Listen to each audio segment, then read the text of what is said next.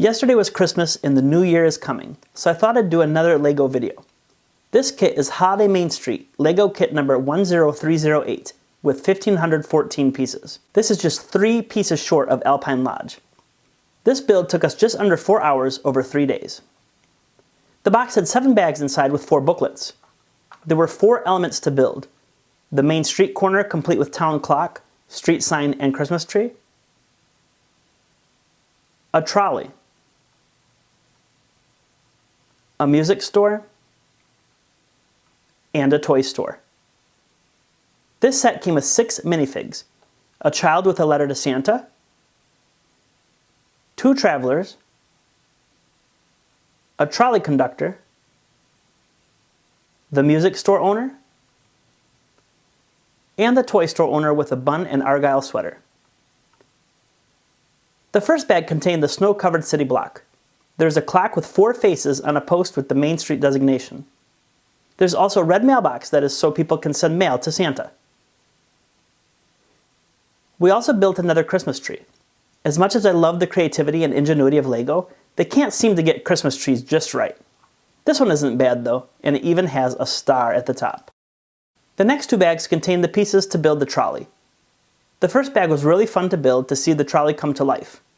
Included are benches for riders, as well as a control switch for the conductor. My favorite part of the trolley was that there were advertising boards on each side.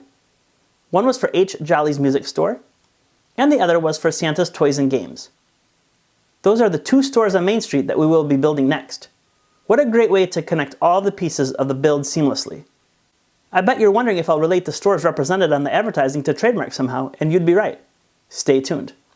Other neat elements of the trolley are working wheels, red tail light, white headlight, and decorative wreaths.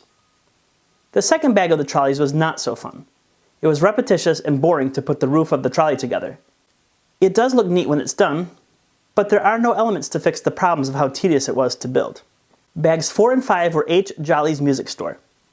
Although it's a special piece and not a standard LEGO piece, perhaps my favorite piece ever is the guitar that came in these bags. Some of the services identified by H. Jolly's music store could include retail store services featuring guitars, keyboards, drums, violins, saxophones, and other musical instruments in Class 35. Instrument maintenance services, namely repairs and performance upgrades in Class 37, provision and operation of music rehearsal studios, music lessons, and rental of music instruments in Class 41. If the owner of the store were to file a trademark application, they would likely have to disclaim music store, and if H. Jolly is a living person, their consent would need to be of record. Of course, there could not be a likelihood of confusion with other registered marks. Upstairs from the store was a nice break room with a view.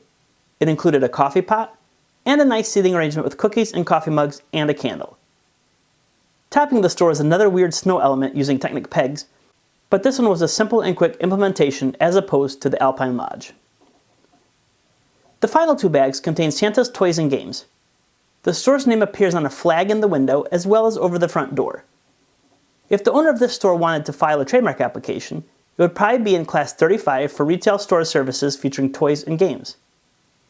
If they have their own branded toys and games, that would fall in Class 28. This owner would have an issue with likelihood of confusion with a registration for a stylized mark in Santa's Toys. The store owner could potentially file an application for the slogan, "Have a Toyful Holiday." Some of the toys for sale included a bunny, a train, and a robot. I like the Christmas garland over the door. As we built the upstairs, I completely missed an instruction to turn the building around, and I accidentally started building the upstairs with the opening towards the street. Because it was a bedroom, that would have been an unfortunate mistake for the tenant.